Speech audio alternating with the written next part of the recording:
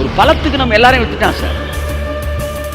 ஆனால் பரலோகத்தில் அவனுக்கு இருக்குன்றேன் நான் பார்க்கும்போது, ஏண்டா நீ பண்ண போட்டேன், நீ பழத்தை தின்னுட்டு எங்களை போட்டு இந்த பாட்டு படுத்திட்டு வந்தமே போனவன்லாம் எங்களை வந்து போட்டேனா அப்படின்னு கையை வாங்குறப்ப ஏசினார், விடு விடு, இல்லை சார் இவன் செஞ்சதுக்கு வந்து என்ன பிரச்சனை, சரி சரி சரி அவன் செஞ்சதுக்கு தானே வந்து, இப்போ நான் செஞ்சதுக்கு நீ உள்ள வந்துட்டில அமைதியாக போயிருக்க.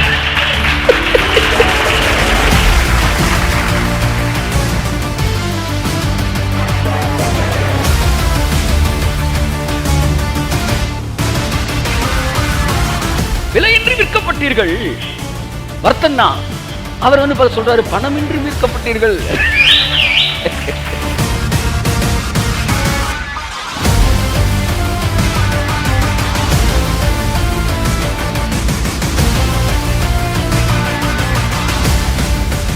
He paid the extraordinary price, but you are ready to adjust with ordinary life.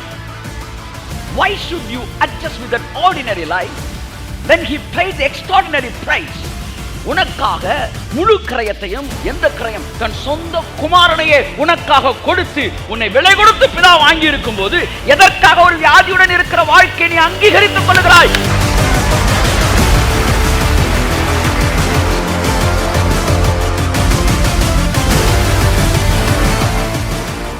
அப்ப அவங்களாம் சொல்றது அவங்க ஆர்டினரி கிளாஸ்யா, ஆர்டினரி கிளாஸ். அவன் சண்டை போட்டு தான் வருவான், அவன் முட்டி முனை தான் வருவான், அவன் பாலிடிக்ஸ் பண்ணி தான் வருவான், ஒருத்தன் போட்டு விட்டு தான் வருவான், அவன் சோப்பு போட்டு தான் வருவான், அவன் வந்து மேலே வர்றதுக்கு 15 வருஷம் ஆகும், 30 வருஷம் ஆகும். ஆனா உனக்கு நான் பே பண்ணது பிரீமியம் பிரைஸ். கை தட்டி போதவருக்கு ஆமே.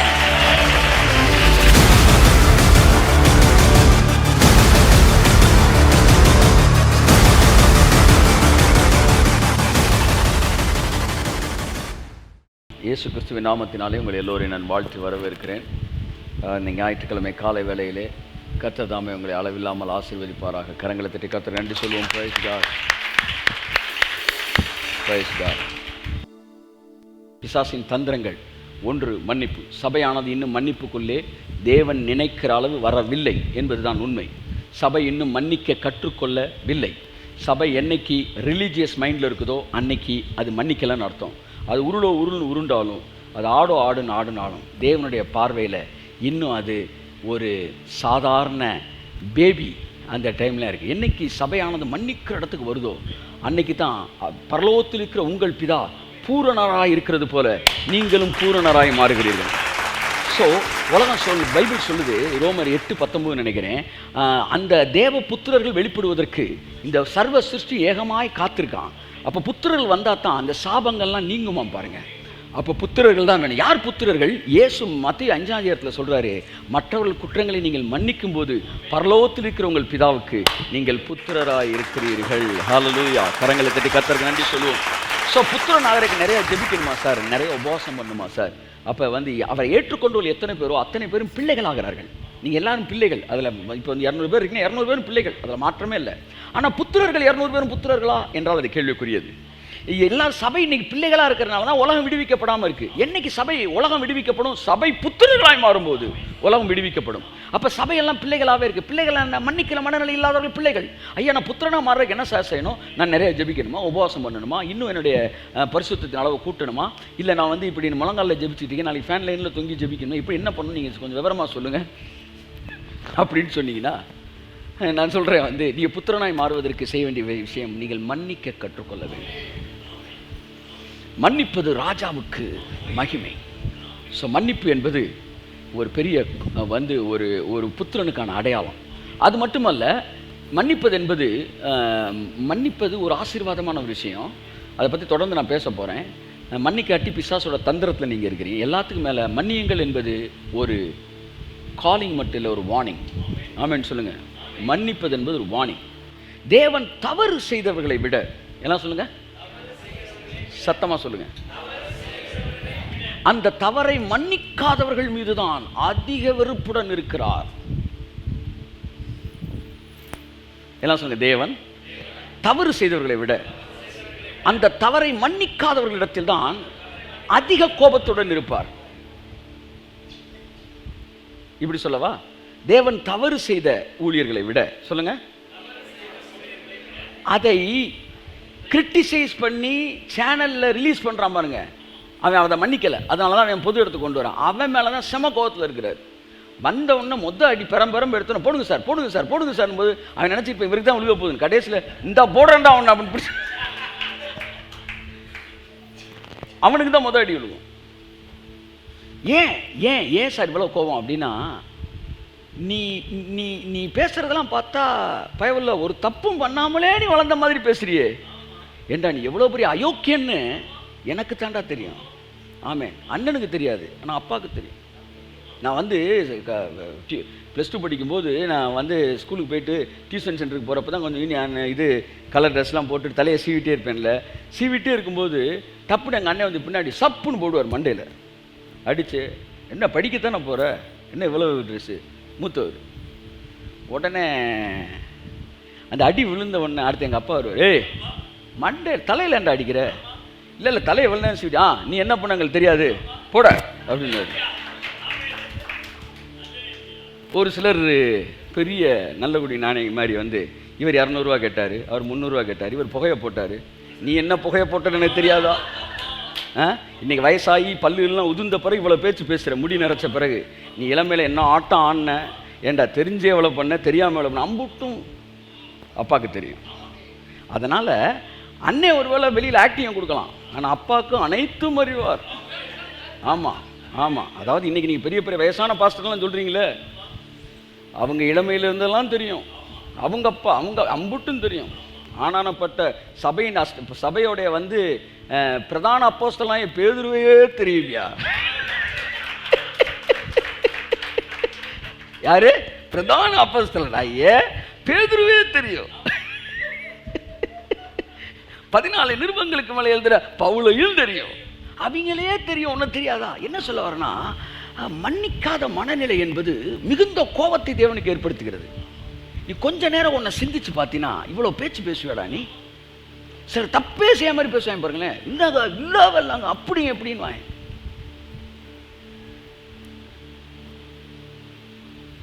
பைபிள் சொல்லுது, ஒரு ஞாபக புத்தகம் பைபிளில் இருக்குது பார்த்தீங்களா? ஞாபக புத்தகம்னா புக்கெலாம் கிடையாது, ஃபுல்லாக அம்புட்டும் சிம் கார்டு, இது வீடியோஸ் எல்லாம் அங்கே இருக்குது, எல்லாரை பற்றி இருக்குது. அப்போ நீங்கள் சொல்கிறீங்க வெறும் ஆக்ஷன் தானே சொல்கிறீங்க. உங்கள் தாட்ஸு, நீங்கள் நினைக்கிறீங்களே, நீங்கள் நினச்சதே படமாக்கி வச்சுருக்கிறாங்க. சாக்ரட்டிஸ் சொல்கிறான், நீ நினச்சதை விஷுவல் பண்ணால் அதை நீயே பார்க்க முடியாது, நீ நினச்சதை படமாக்குனா அதை நீயே பார்க்க முடியாது. ஆனால் அது எல்லாம் உன் நினைவுகளின் தோற்றத்தை தேவன் அறிவார். அப்படின்னு என்ன அர்த்தம்? உன்னை நினைக்கிறதுக்கு முன்னாடி நினைக்கலாம் தொடங்கின, திடீர்னு பஸ் வந்துருச்சு நேரி போயிட்டு பற்றியா, அதுலேருந்து எடுத்துருவார் படத்தை. ஸோ ஜட்ஜ்மெண்ட்டுன்னு மட்டும் நீ எடுத்துட்டீன்னா அதை மாதிரி உனக்கு நீயே சூனியம் வச்சுக்கிறது எதுவுமே கிடையாது. ஸோ அதனால் அடுத்தவனை கை நீட்டுறதுக்கு முன்னாடி தான் சொல்ல, ஒரு விரல் நீ நீட்டினா 9 விரல், 4 விரல் 3 விரல் ஒன்றை தொடுது, ஒரு விரல் மேலே பார்க்குது. ஆமாம், என்ன சொல்லுதுன்னா, ஒன்றை 3 தடவை பாரு, மேலே ஒரு தடவை பாரு அப்படின்னு. ஸோ ஏன் சார் நீ உணர்ச்சி வசப்படுறீங்க? இதை பல முறை பேசியிருக்கிறேன் நான், 10 வருஷத்துக்கு மேலே 15 வருஷம் பேசியிருக்கேன் மன்னிப்பை பற்றி. ஆனால் உன்னை புரிஞ்சுக்கணும், அவன் சொல்கிறான் 100 ரூபா கடன் பட்ட 100 தாளந்து கடன் பட்ட ஒருத்தன் அனுப்பிச்சி விட்றான், மன்னிச்சுட்டேன்டா போடான், ரொம்ப நன்றி ஐயான்னு போயிட்டு அங்கிட்டு போய் 10 ரூபா கடன் வாங்கின பொண்டாட்டிய 10 ரூபா கடன் வாங்கின பக்கத்து வீட்டுக்காரனை கழுத்தை நெரிக்கிறான். எவ்வளோ பெரிய மேட்ரு பண்ணிட்டேன். அவர் அப்படியே பார்க்குறாரு, அம்புட்டு பயவில்லைகளும் இவ்வளோ அயோக்கியத்தனம் பண்ணிவிட்டு இவ்வளோ கழுத்தை நெரிக்கிறீங்களான்னு. கழுத்தை நெரிச்சு அவன் பனிஷ்மெண்ட்டும் பண்ணிட்டான். அங்கே தான் அவனுடைய சனி என்ன செய்யுது, அஷ்டமத்து சனி ஆரம்பமாகுது.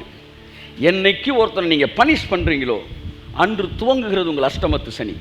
அவன் பனிஷ்மெண்ட்டை கொடுத்துட்டு ரிட்டன் ஆகிறான். இதை 2 பேர் பார்த்துட்டு போய் சொல்லிட்டாங்க தூதர், ஐயா நீங்கள் ஒருத்தனை மன்னிச்சிங்களேயா? ஆமாம், அவர் தண்டிச்சிட்டாரியா? அப்படியா? யார்? நாமே தானே. யார்? அந்த யோக்கியம் செம்பத்திக்குள்ளவின். ஆமாம், அவர் தான் சார் தண்டிச்சிருக்காரு. சரி, அவனை மெதுவாக அப்படியே கூட்டிகிட்டு வா போகிறார். ஆட்டோவை பிடிச்சிட்டு ஆட்டோவில் வச்சு தூக்கிட்டு வந்துட்டாங்க. நேராக தூக்கிட்டு, ஐயா என்ன எல்லாம் மன்னிச்சிட்டீங்க, திரும்ப கூப்பிட்டு விட்டாங்க. நான் உனக்கு மன்னிச்சேன்ல? ஆமாம். நான் உனக்கு மன்னிச்சேன்ல? ஆமாம். நீ எவ்வளோ விஷயம் செஞ்ச? மன்னிச்சேன். ஆமாம். நான் உன்னை மதிச்சேன்ல? ஆமாம். நான் எல்லாத்தையும் மறைச்சேன்ல? ஆமாம். கைத்தட்டுங்க. நான் மறைச்சேன்ல, உன்னை மன்னிச்சேன்ல, நான் மறைச்சேன்ல. நீ என்ன செஞ்சுருந்துருக்கணும்? நான் உனக்கு இறங்கினது போல நீ உடன் வேலையாளுக்கு நீ இறங்கி இருக்க வேண்டாமா? ஆகையால் அவனை நீ உள்ள போட்டு எல்லாத்தையும் கெட்டி தீர்க்கணும்னு சொன்னில, அவன் கெட்டி தீர்த்துருவான். ஏன்னா அவன் மேட்ரு கொஞ்சம். ஆனால் இப்போ நான் உனக்கு சொல்கிறேன், நீ எதெல்லாம் செஞ்சியோ என்கிட்ட வாங்கினியோ அதையெல்லாம் கட்டி தீர்க்க முடியும் உனக்கு நான் கட்டளை எடுக்கிறேன் சொன்னோன்னு அவன் சொல்கிறான், ஐயா அதான் நீங்கள் மன்னிச்சிட்டீங்களா? ஆமாம். எல்லாம் டெலிட் பண்ணி, ஆமாம் ரெக்கவரி சாஃப்ட்வேர் ஒன்று இருக்குல்ல, எடுத்து போடுன்றாய். போட்டோம்னா ரெக்கவர் அப்படின்னு அடித்தோன்னே கப்ப கப்ப கப்ப கப்பன்னு தீப்பெட்டி போட்டோம் 2ஆம் வகுப்பில் திருநெல்வேலின்னு வந்துருச்சு. ஐயா எல்லாம் திரும்ப வந்துருச்சு. ஆமாம், அதனால் எல்லாத்தையும் செட்டில் பண்ணிடுறாரு. இந்த உலகத்தில் ரொம்ப மோசமானது சார் மன்னியாமல் இருப்பது. மன்னியாதவர்கள் இரவிலே தனியாய் தூங்கும்போது காலையிலே 2 பேரை எழுந்திருக்கிறார்கள். ஏனென்றால் பிசாசுக்கு அவர்கள் இடம் கொடுத்தார்கள், பைபிள் சொல்லும். ஆகவே நீங்கள் புதன்கிழமை செய்தியை மறுபடியும் கேளுங்கள், மறுபடியும் கேளுங்கள். அநேகருக்கு பாஸ் பண்ணுங்கள், அநேகத்துக்கு பாஸ் பண்ணுங்கள். இனி வருகிற நாட்களில் பாருங்கள், நான் உங்களுக்கு கட்டளை கொடுக்குறேன். தேவனுடைய ராஜ்யம் எஸ்டாப்ளிஷ் ஆகுது. இனி வருகிற நாட்களில் மன்னியாத தன்மைகள் இருக்காது. இன்றைக்கி வந்து வருகிற நாட்களில் இனி கிறிஸ்தவ குடும்பங்கள் வேறு லெவலில் இருக்கும், வேறு லெவலில் இருக்கும். ஆமென் ஆமென் ஆமென் ஆமென். ஒரு தேவனுடைய மனுஷனை நான் பார்க்கும்போது இந்த சிலர்லாம் அவங்க பேசுகிறது, அவங்க வந்து அப்படி இப்படின்னு பெரிய என்ன சொல்கிறது சட்டம் பேசுகிறது, இதெல்லாம் பார்க்கும்போது அவன்லாம் எப்பேற்பட்ட அயோக்கியத்தனம் பண்ணிட்டு இப்படி பேசிகிட்டு இருக்கான்னு நினைக்கும் போது, நண்புக்குரியவர்களே, just see how the heaven look at them. எப்படி பார்க்க அவனை, ஏண்டா எவ்வளோ பெரிய அயோக்கிய நீ, இந்த பேச்சு பேசிட்டு இருக்கிறேன் நீ. they will not give a chance to forgive. சரி நீ சொல்லு நான் அவனை மன்னிக்கிறேன் அப்படின்ற சான்ஸ் கூட கொடுக்க மாட்டாங்க. they will directly write the judgment. Rajiv Gandhi கொலை வழக்கில் 6 பேர் இன்னைக்கு விடுவிக்கப்படுறது பேசிக்கிட்டு இருக்காங்க. அவங்க விசாரணை மட்டும் எத்தனை வருஷம் நடந்திருக்கு? 25 வருஷம் விசாரணை மட்டும் பண்ணியிருக்காங்க. தம்பி நீ செஞ்சியாப்பா அப்படின்ற கேள்வியை 25 வருஷமா கேட்டிருக்காங்க. 25 வருஷம் கழிச்சு இவர் செஞ்சாரு, ஊருக்கே தெரியுது ஒருத்தர் கொண்டிருக்காங்கன்னு 25 வருஷமா விசாரிச்சிருக்கிறாங்க. உச்ச நீதிமன்றம் ஒரு நாட்டு பிரதமரை கொண்டவனே டக்குன்னு தூக்கில் போடாமல் 25 வருஷம் விசாரிச்சிருக்கு. ஆனால் நம்ம ஊர் மக்கள் உச்ச நீதிமன்ற ஜட்ஜை விடலாம் பெருசு. பார்த்தவொன்னே ஆமாம் இவரை நான் குற்றவாளி என்று தீர்க்கிறேன், ஐயா ஜட்ஜ்மெண்ட் உடனே எழுது. இவரை நான் திருடன் என்று தீர்க்கிறேன், ஐயா ஜட்ஜ்மெண்ட் உடனே எழுது. பரவாயில்லையே, உன் கோர்ட்டு கொண்டு வந்தால் எல்லா கேஸையும் உடனே முடிச்சு விட்டுருவோம் போல. நோ விசாரணை, நோ எவிடன்ஸ், கண்ணில் பார்த்தவொன்னே போட்டுறான்றான். நீங்களாம் யாரு? என் அன்புக்குரியவர்களே, பைபிள் சொல்லுது நாளானது அதை விளங்க பண்ணும். ஆமே, நாளானது விளங்க பண்ணும். ஆகவே காலத்துக்கு முன்றே யாதொன்றையும் குறித்து தீர்ப்பு சொல்லாதீர்கள். ஆமே. ஸோ கிறிஸ்தவம் மட்டுமல்ல, பாதிரிமார் யாரை சொல்றீங்க? பெந்தேகோஸ்தே பாஸ்டர் தான். என்ன சார் திடீர்னு பாதிரிமார்ன்றீங்க? ஆமாம், அவர்கள் பாஸ்டர் இல்லை, மன்னிக்காத இடத்துக்கு வரும்போது அவர்கள் பாதிரிகள். அப்போ என்றைக்கு நாம் பாதிரியாக இருப்பது முக்கியமல்ல, நாம் முடிய பார்ப்போம் அப்படியே மாதிரியாக அப்படி வாங்க. அப்போ பாதிரிமார்கள் கூட போட்டு விட்றான், இல்லை அதை தூக்கி விடுங்க, அப்படி பண்ணு இப்படி பண்ணு. they have very well influenced with advocates and crimes, everything. எதுக்காக? நல்லதுக்காக அல்ல, தீமைக்காக. ஸோ இது எல்லாம் எதை காட்டுதுன்னா, ஒரு தலைவன் பழிவாங்க மனநிலையில் இருக்கும்போது அந்த சபையின் மக்கள் அந்த மனநிலையில் தான் இருப்பார்கள். ஒரு சபை தலைவன் மன்னிக்கக்கூடியவனாக இருக்கும்போது சபை மன்னிக்கக்கூடிய சபையாக இருக்கும். கரங்களை தட்டி கர்த்தர் நன்றி சொல்லுவோம். ஓ ஹalleluya ஹalleluya. தேவனுடைய வார்த்தைக்கு நிறைய கடந்து சொல்லும். ஒரே ஒரு சான்ஸை பாடிட்டு, என் ஆசை நீர்தானே, நீரின்றி நான் இல்லை, உம் அன்பை விட்டு என்னால் எங்கு செல்ல கூடுமோ, என் ஆசை நீர்தானே, நீரின்றி நான் இல்லை, உம் அன்பை விட்டு என்னால் எங்கு செல்ல கூடுமோ, நீரே என் நம்பிக்கை, நீரே என் ஆதரவு, நீரே என் நம்பிக்கை, நீரே என் ஆதரவு, உம் சமூகம் போதுமே அதுவே என் ஆனந்தம், உம் சமூகம் போதுமே அதுவே என் ஆனந்தம், அதுவே என் ஆனந்தம். நல்ல பிதாவே, இந்த வார்த்தைகளை கேட்கத்தக்கதா எங்கள் இருதயங்கள் திறக்கப்படட்டும். இயேசு கிறிஸ்துவின் நாமத்தில் பிதாவே. 1 கொரிந்தியர் 6ஆம் அதிகாரம் கடைசி வசனத்தை வாசிப்போம். 1 கொரிந்தியர் 6:20. கிரயத்திற்கு கொல்லப்பட்டீர்களே, கிரயத்திற்கு கொல்லப்பட்டீர்களே, ஆகையால் தேவனுக்கு உடையவைகளாகிய உங்கள் சரீரத்தினாலும் உங்கள் ஆவியினாலும் தேவனை மகிமைப்படுத்துங்கள். கரங்களை தட்டி கர்த்தருக்கு நன்றி சொல்லுவோம். ஆமென். பரிசுத்தம் என்கிற வார்த்தை இந்த அதிகாரத்தில் வருகிறது. என் அன்புக்குரியவர்களே, பரிசுத்தம் என்கிற வார்த்தைக்கு பழைய ஏற்பாட்டில் இருக்கிற அர்த்தம் வேறு, புதிய ஏற்பாட்டில் இருக்கிற அர்த்தம் வேறு. பட் இரண்டிலும் சரீரம் சம்பந்தப்பட்டிருக்கிறது. அதிலே உங்களை நான் உங்கள் வியாதிகளை சுகமாக்குவேன்னு சொல்லிட்டு, நானே உன்னை பரிசுத்தமாக்குகிற கர்த்தர் அப்படின்னு வருது. எப்படி?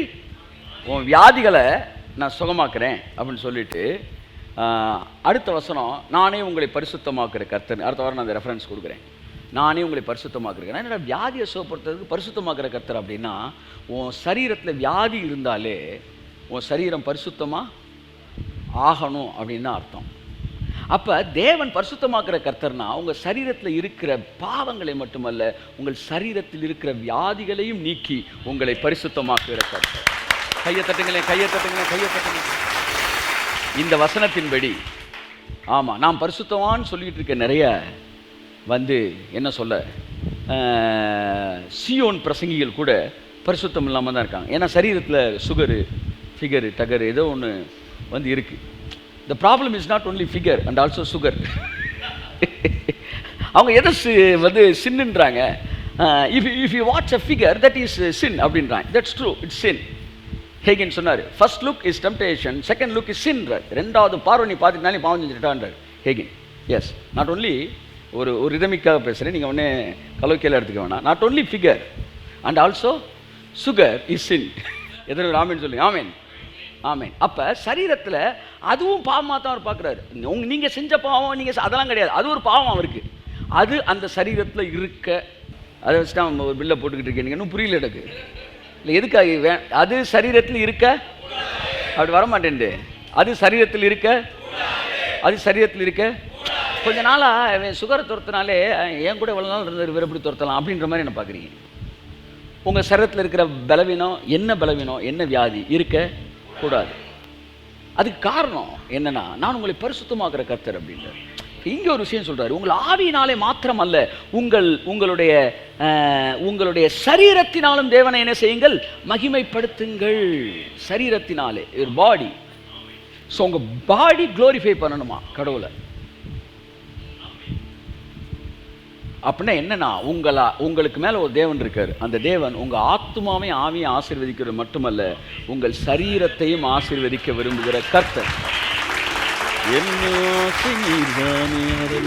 நீரின்றி நான் இல்லை, அன்பை விட்டு என்னால் எங்கு செல்லக்கூடுமோ. என் அருமையானவர்களே, ஏன் அவரு நீங்க சரீரத்தினாலும் ஆவியினாலும் தேவனை மகிமைப்படுத்தணும். ஆமென். சிலர் ஆவியில தேவனை மகிமைப்படுத்துறோம், ஆனால் சரீரத்தை வரும்போது ஒரு பெயின்ஃபுல்லாக ஃபீல் பண்ணுறோம். அப்படின்னா உங்கள் சரீரத்தில் நீங்கள் இன்னும் அவரை மகிமைப்படுத்தலை. ஸோ சரீரத்தினாலும் நீங்கள் மகிமைப்படுத்தணும். இப்போ நம்ம அதை தொடர்ந்து அந்த பின்னாடி இருக்கிற விஷயங்கள்லாம் பார்க்க போகிறோம். ஒரே ஒரு விஷயம் இன்றைக்கி உங்கள்கிட்ட பேசணும். நீங்கள் கிரயத்திற்கு கொல்லப்பட்டீர்களே. ஆமென். அழகான வார்த்தை. You are bought at price. ஒன்றை நான் காசு கொடுத்து வாங்கியிருக்கிறேன். கை தட்டுங்க ஒரு. Amen. I was bought at price. நான் உன்னை இலவசமாக கூட்டிகிட்டு வரல, உன்னை இலவசமாக நான் வாங்கலை, உன்னை நான் காசு கொடுத்து வாங்கியிருக்கிறேன். இந்த காலை வேளையில் கர்த்தர் உங்களை பார்த்து சொல்கிறார், மகனே, நீ நினைக்கிற மாதிரி நீ விலையில்லாத ஆள் கிடையாது, உன்னை நான் விலை கொடுத்து வாங்கியிருக்கிறேன். You were bought at price. கரங்களை தட்டி கர்த்தர் நன்றி சொல்லுவோம். ஆமென். அதாவது இலவசமாய் நீங்கள் அவரால் எடுத்துக்கொள்ளப்படவில்லை, நீங்கள் இலவசமாய் விற்கப்பட்டீர்கள். எப்படி? உங்களை விற்கிறப்ப காசு உங்களுக்கு கொடுக்கல, உங்களையே பேசிட்டு இருக்கும்போது வித்துட்டு போயிட்டான். யாரு? ஆதாம். ஒரு பழத்துக்கு நம்ம எல்லாரையும் வித்துட்டான் சார். ஆனால் பரலோகத்தில் அவனுக்கு இருக்குன்றேன். நான் அவனை பார்க்கும்போது, ஏண்டா நீ பண்ண போட்டேன், நீ பழத்தை தின்னுட்டு எங்களை போட்டு இந்த பாட்டு படிச்சுக்க, வந்தவன் போனவன்லாம் எங்களை போட்டேனா அப்படின்னு கையை வாங்குறப்ப ஏசினார். விடு இல்லை சார், இவன் செஞ்சதுக்கு என்ன பிரச்சனை? சரி, அவன் செஞ்சதுக்கு தானே இப்போ நான் செஞ்சதுக்கு நீ உள்ள வந்துட்டில, அமைதியாக போயிருக்க.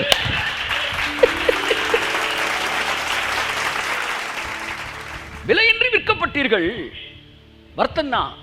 அவர் வந்து சொல்றாரு, பணமின்றி மீட்கப்பட்டீர்கள்.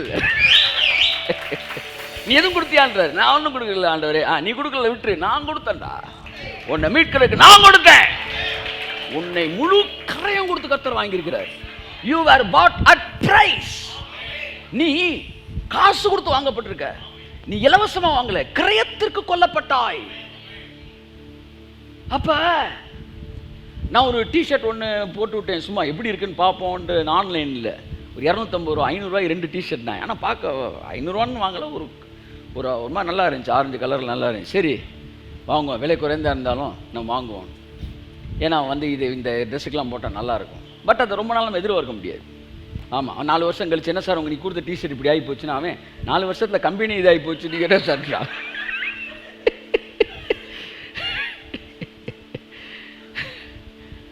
அப்போ என் ஆவியானவர் கேட்டார், இந்த டிஷர்ட் வந்து ரொம்ப நாள் உழைக்குன்னு எதிர்பார்க்குறியா? இல்லாண்டவரே, இது ஒரு 2 வருஷம் கழிச்சு இது அப்படியே இதே கலரில், ஆரஞ்சு கலரில் அப்படியே பலபலன்னு இருக்குன்னு எதிர்பார்க்குறியா? இல்லை அதெல்லாம் எதிர்பார்க்கல. ஏன் எதிர்பார்க்க மாட்டேன்ற? இது லோ ப்ரைஸில் வாங்கியிருக்கிறேன். ஆமாம், இது வந்து ஜஸ்ட் லைக் டிஸ்கவுண்ட் ப்ரைஸில் வாங்கியிருக்கிறேன், அதனால் நான் எதிர்பார்க்கலை. கர்த்தர் என்கிட்ட சொன்னார், ஆனால் நான் உன்கிட்ட எதிர்பார்ப்பேன். நீ எப்போவுமே ஆசீர்வதிக்கப்பட்டிருக்கணும் எதிர்பார்ப்பேன். ஏன்னா நான் உன்னை டிஸ்கவுண்ட் ப்ரைஸில் வாங்கலை, என் கடைசி சொட்டு ரத்தத்தை கொடுத்து உன்னை நான் வாங்கியிருக்கேன். I was not bought at discount price, but I was bought at high price.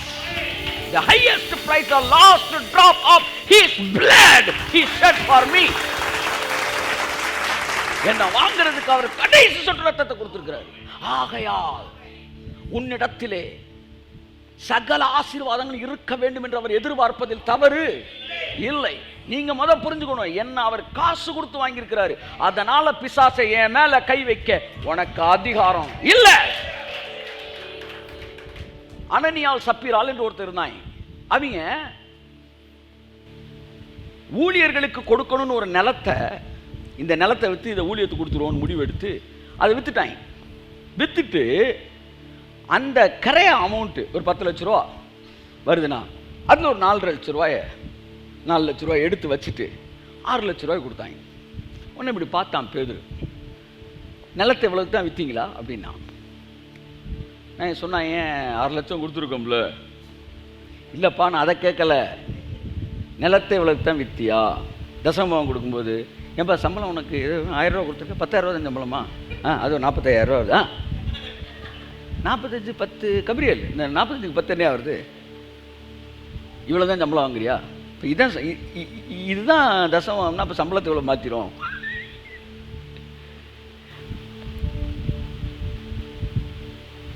ஒரு தடவை ஒரு 10 லட்ச ரூபாயில் தசமம் எடுத்து வைக்க வேண்டியிருந்துச்சு. எனக்கு ஒரு 15 லட்ச ரூபா தேவை. 10 லட்ச ரூபா, 3 லட்ச ரூபா எடுத்து வைக்கணும் என் கணக்குக்கு. அப்படி யோசிச்சுக்கிட்டே இருக்கேன். 3 லட்ச ரூபா, 7 லட்ச ரூபா இருக்குது. திரும்ப ஒரு 8 லட்ச ரூபா நமக்கு தேவைப்படுது. நமக்கே 15 தேவை. இந்த 3 எப்படி கொடுக்குறது? ரொம்ப யோசனையாகவே இருக்குது. ஆனால் 30% ஒன்றும் கர்த்தர் சத்தம் ஒன்றுமே இல்லை, ஒன்றும் பேசலாம். ஒரு நாள் கழித்து கேட்டார், தம்பி ரொம்ப 2 நாளில் ரொம்ப யோசனையாகவே இருக்கு. என்ன யோசனை? என்ன ஜஸ்டின் ரொம்ப யோசனையாகவே இருக்கு, என்னப்பா? இல்லை, இந்த 3 லட்ச ரூபா. சரி, இப்போ உனக்கு என்ன கஷ்டம் சொல்லு, எதனால நான் உனக்கு தீர்த்து வைக்க நான் இருக்கிறேன், உனக்கு எதுனாலும் நான் தீர்த்து வைக்க ரெடியாக இருக்கிறேன். இல்லை, இந்த 3 லட்ச ரூபா கொடுக்க ரொம்ப கஷ்டமாக இருக்குது. அவ்வளோதானே? இப்போ 3 லட்ச ரூபா கொடுக்குறோம், கஷ்டமாக இருக்குல்ல, ஈஸி ஆகிக்கிறோம். என்ன 10 லட்சம் வந்தால் தானே உனக்கு 3 லட்சம் கொடுக்கணும். வேணாம், 10 லட்சம் கொடுத்துரு. எதுக்கு நமக்கு வெட்டி பஞ்சாயத்து? அதை வாங்கினா தானே உனக்கு வலிக்குது, அதை நான் உனக்கு கொடுத்தனால தானே உனக்கு வலிக்குது. ஐயோ, அப்போ என் பிள்ளைக்கு வலிக்கக்கூடாதுன்னா இனிமேல் நான் என்ன செய்யக்கூடாது? கொடுக்கக்கூடாது அப்படின்னு முடிவு எடுக்கலாம்னு அவர் நினைக்கிறார். நீ என்ன நினைக்கிற?